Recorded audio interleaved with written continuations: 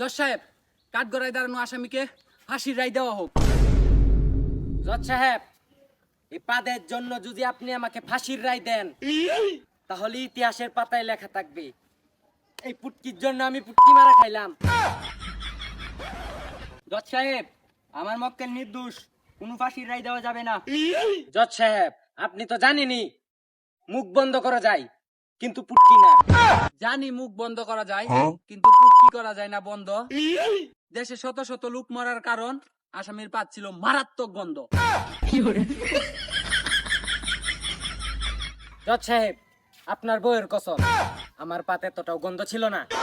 আচ্ছা ঠিক আছে, তাহলে তুই একটা মাইরে দেখা, পরীক্ষা হয়ে যাক। না না না জজ সাহেব, এই ভুল কাজ আপনি জীবনও করেন না। এই জায়গায় একটা লোক বাঁচবো না, এই ভুল কাজ করেন না। আরে দেওয়া হোক, দেওয়া হোক। কিসের দেওয়া হোক? দেওয়া হবে না, কে দেওয়া হবে না? দেওয়া দেওয়া। এ তোর দেওয়া তুই দে।